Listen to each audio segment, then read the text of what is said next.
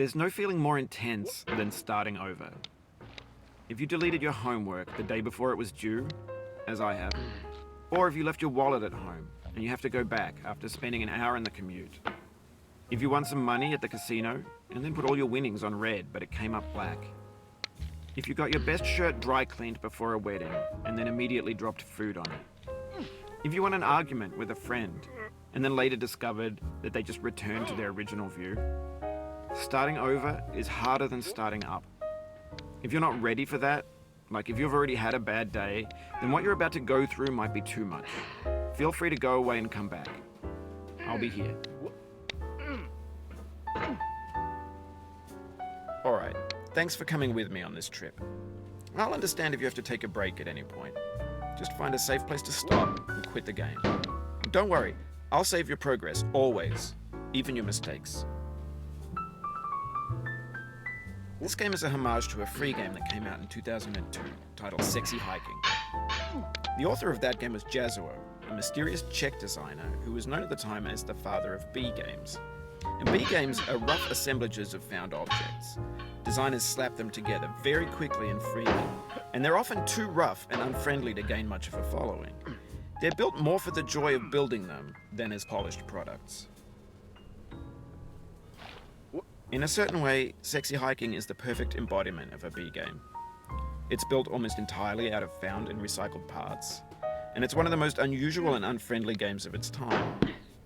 In it, your task is simply to drag yourself up a mountain with a hammer. And that act of climbing, in the digital world or in real life, has certain essential properties that give the game its flavor. No amount of forward progress is guaranteed. Some cliffs are too sheer or too slippery, and the player is constantly, unremittingly in danger of falling and losing everything. Anyway, when you start Sexy Hiking, you're standing next to this dead tree that blocks the way to the entire rest of the game. It might take you an hour to get over that tree, and a lot of people never got past it. You prod and you poke at it, exploring the limits of your reach and your strength, trying to find a way up and over. And there's a sense of truth in that lack of compromise. Most obstacles in video game worlds are fake. You can be completely confident in your ability to get through them once you have the correct method or the correct equipment or just by spending enough time. In that sense, every pixelated obstacle in Sexy Hiking is real. The obstacles in Sexy Hiking are unyielding, and that makes the game uniquely frustrating. But I'm not sure Jazzuo intended to make a frustrating game. The frustration is just essential to the act of climbing, and it's authentic to the process of building a game about climbing. A funny thing happened to me as I was building this mountain.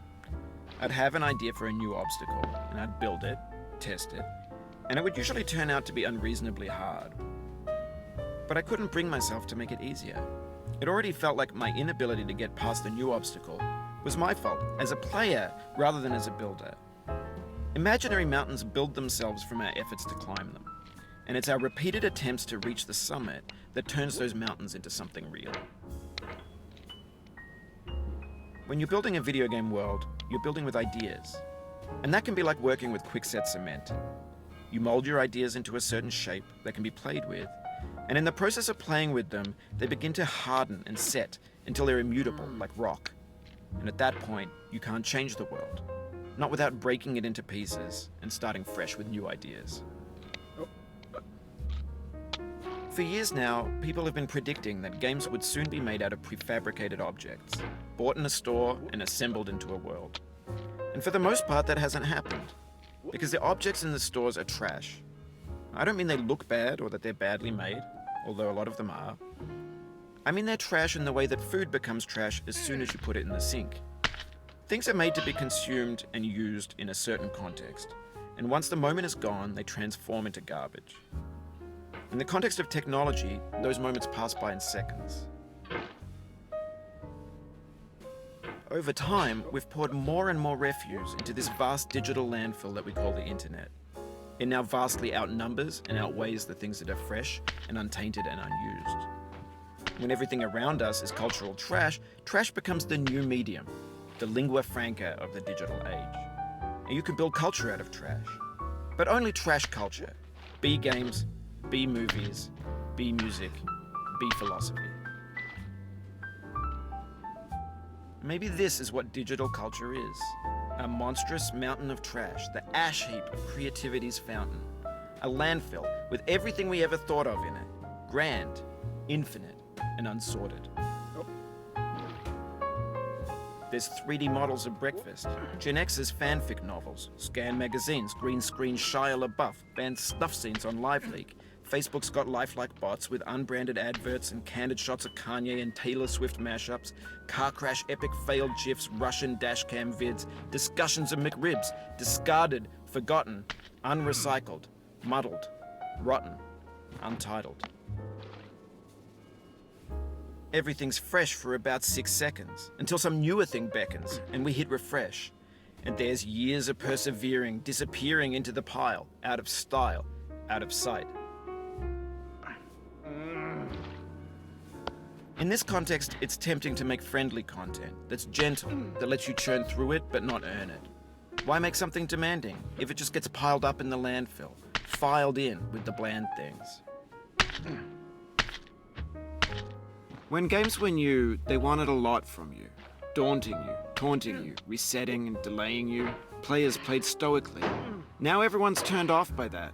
They want to burn through it quickly, a quick fix for the fickle, some tricks for the clicks of the feckless. But that's not you, you're an acrobat. You could swallow a baseball bat. Now I know, most likely you're watching this on YouTube or Twitch, while some dude with 10 million views does it for you. Like a baby bird being fed chewed up food. That's culture too.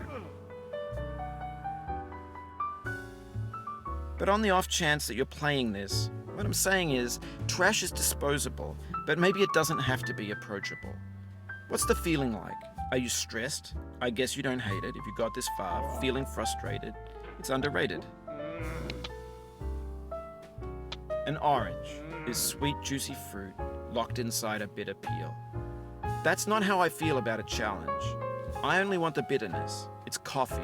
It's grapefruit. It's licorice. It feels like we're closer now. Composer